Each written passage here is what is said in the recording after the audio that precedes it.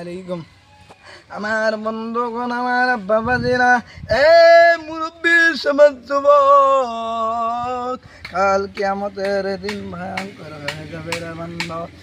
এ যুবক, জাহান্নামে আগুন এরম ভয়ঙ্কর হয়ে যাবে রে বন্ধু। এ যুবক, এই আগুন না কিয়ামতের দিন এরম ভয়ঙ্কর হয়ে যাবে রে বাবা। এ বাবা, এ যুবক, হাজার হাজার আলেম ওলামায়ে কেরাম ভয়ঙ্কর হবে। এ বন্ধু, এ বন্ধু, মুসা নবীর জামানার ও বন্ধু, প্রত্যেকটা পয়গম্বর ভয়ঙ্কর হবে। প্রত্যেকটা নবীরা বলবে ইয়া নফসি ইয়া নফসি, এমনকি প্রত্যেকটা নবীর উম্মতের দল এরাও বলবেন ইয়া নফসি ইয়া নফসি। বাবারা, ও বন্ধু, এ দাদারে, এমনকি মুহাম্মদ রাসূলুল্লাহ সাল্লাল্লাহু আলাইহি ওয়াসাল্লামেরা উম্মতরা বলবে ইয়া নফসি ইয়া নফসি। আল্লাহ আল্লাহ, এই কঠিন আযাবে আগুনে বাঁচাও।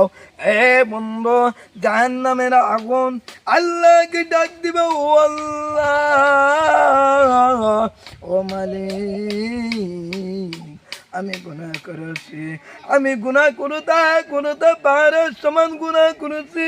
আল্লাহ, এই আগুন গুনাহ বাঁচাও, এই আগুন গুনাহ বাঁচাও, এই আগুনে গুনাহ বাঁচাও।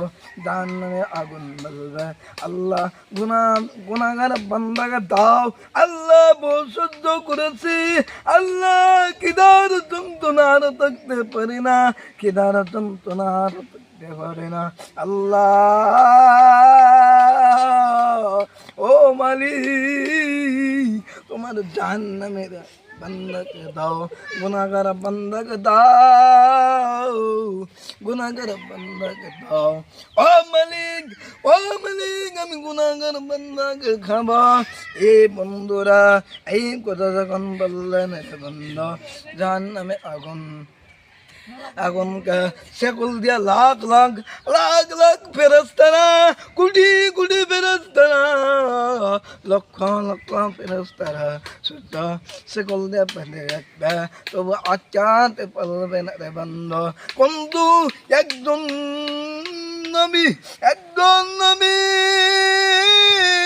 মুহাম্মদ রাসূলুল্লাহ সাল্লাল্লাহু আলাইহি ওয়াসাল্লাম কোনো কথা বলবে না, একটাই বলবে, ইয়া হামলে উম্মতি।